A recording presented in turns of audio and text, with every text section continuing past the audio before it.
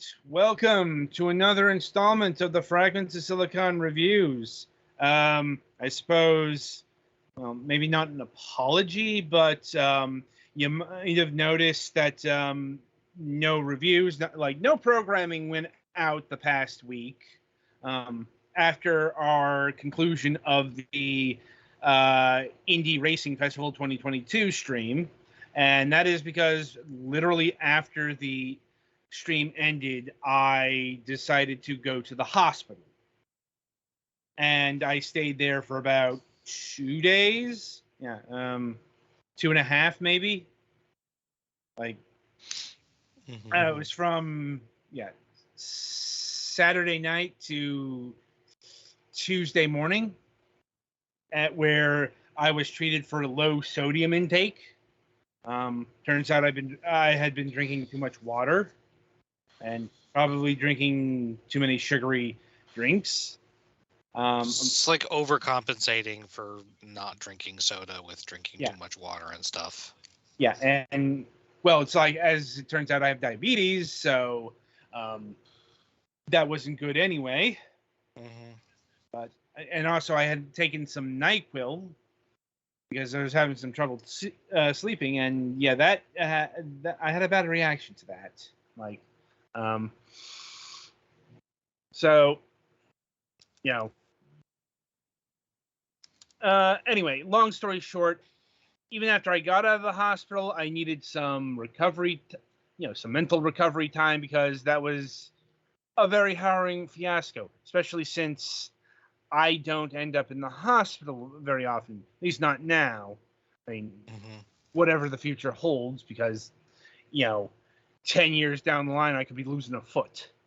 Like, I know that's a bit glib, but it's like, it's also a potential reality now.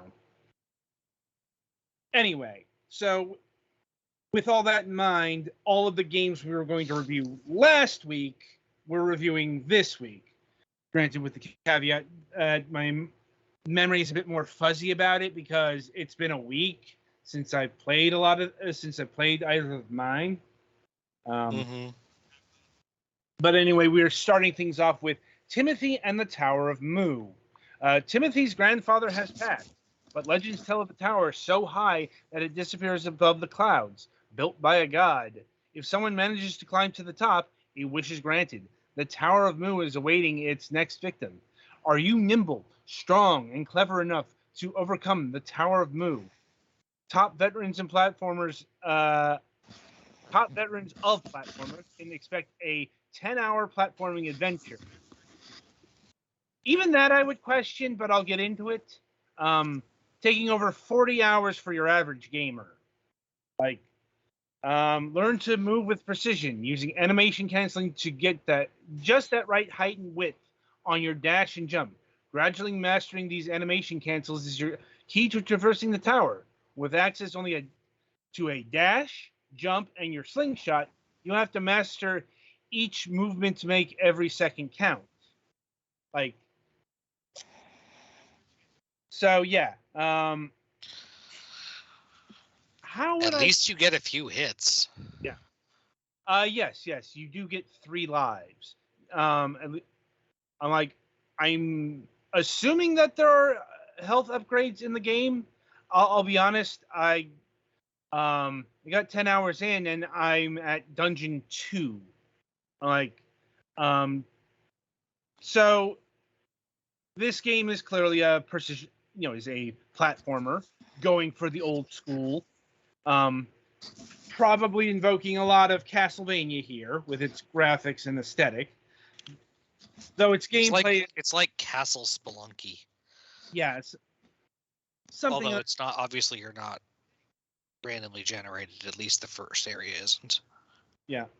I guess if you want to go NES Spelunker, although you're not that weak.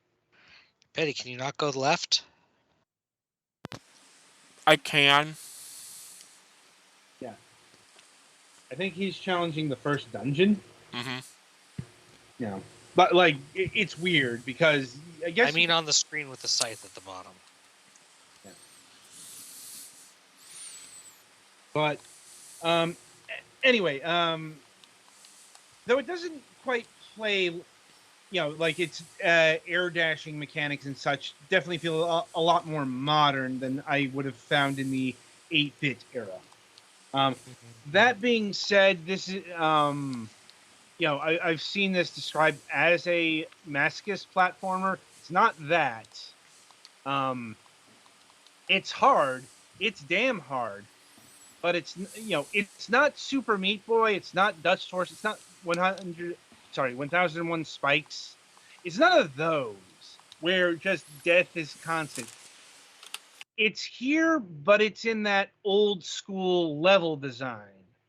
And what I mean is like Castle, going back to the old Castlevania games. That's a very deliberate game where you move forward in inches, basically. At least in the later levels, because everything is trying to murder you and is quite efficient at it. I'd say Castlevania 1's level 5. But the thing is, what you want to get down is the layout of the room, the patterns of the enemies, the how you take the jump, how you attack, all of that stuff. That's this game right here, where you have to meet out your move. And yeah, you do need to master that animation canceling in order to survive.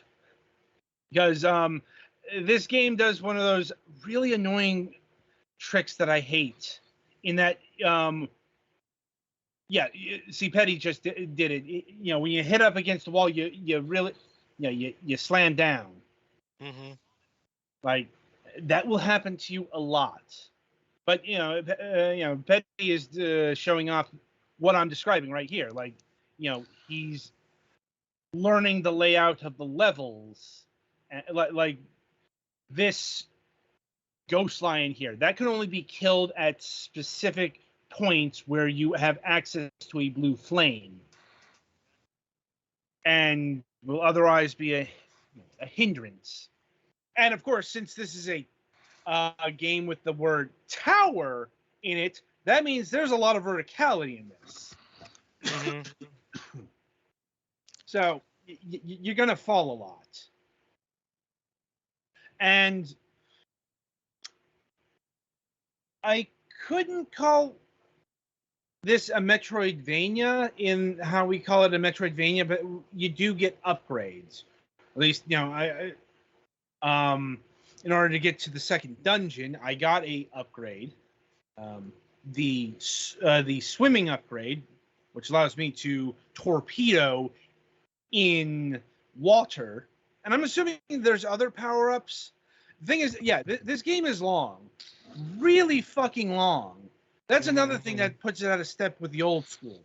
A game like this that would have come out would not a platformer.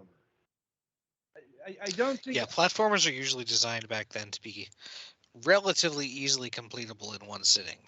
Yeah, no, this is definitely more in the modern retro, cave story, fucking La Mulana school of new old school, if you will, where it's saying 40 hours, and I believe it.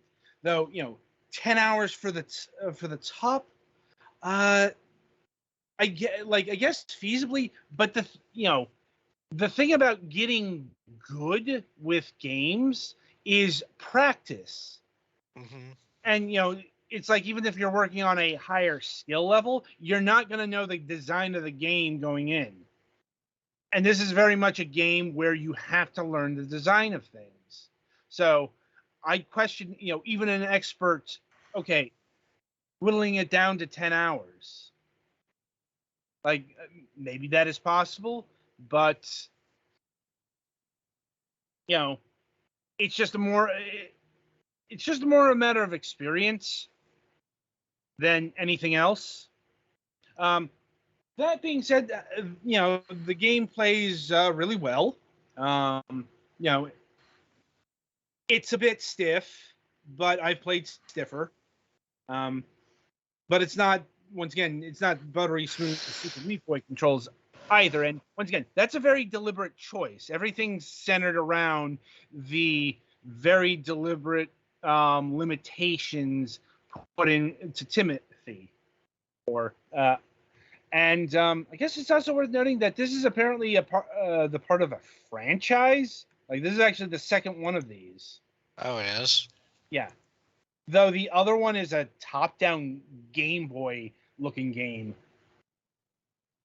Yeah, Timothy and the Mysterious Forest. Make of that what you will. Soundtrack's really good. It's what you'd expect. 8-bit style chiptunes. Again, it's very Japanese sounding in that, it's really solid, though not that distinct, if I'm being honest. Compared to, like, say, La Mulana, which is still stuck into my head to this day. Mm-hmm. But it's still good. It's it's just this game is good because it's so long. Yeah, by the second dungeon, this game was starting to wear on my nerve, just because this old school level design stretched out to a 40-hour experience. Mm-hmm. It just gets grating. Also, there was a problem I was having with scrolling text. It would legit take me like 15 minutes to have a scrolling text wall pass, and I don't know why. Like, yeah. And let's see. In terms of pricing, this game clocks in at $12. Absolutely can recommend this game. In fact, I can give a cautious, hearty recommendation to Timothy and the Tower of Mu at $12. I say cautious because, once again, this game is on the hard side. And if you are prone to frustration fits, you might be served elsewhere. Okay? Once again, this game is definitely priding itself on difficulty. So if that or an accessibility concern is up your alley, I couldn't really recommend it there. But, on its own merits, sure. One of the better games I've played, honestly. So any other questions, comments, or concerns over Timothy and the Tower of Mu? Not really. All right. Let's see. Yeah, that'll about do it for this game. So be sure to tune in after the break, as Petty Fan will be reviewing Tales from the Dragon Mountain, The Strix.